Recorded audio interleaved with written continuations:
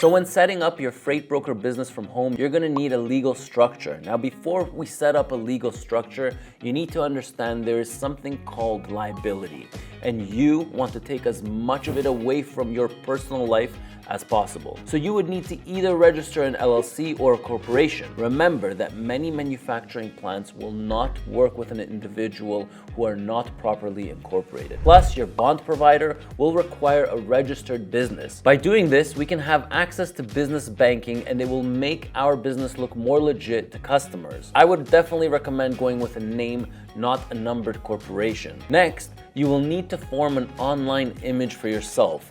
So choose a business name and check out the domain availability. If the domain is not available, go with a different name. You can do this online, and you will also need to apply for an EIN number from the IRS. Once you're done, open a My Google listing page. I would even go one step further. Open a Facebook page and a LinkedIn profile.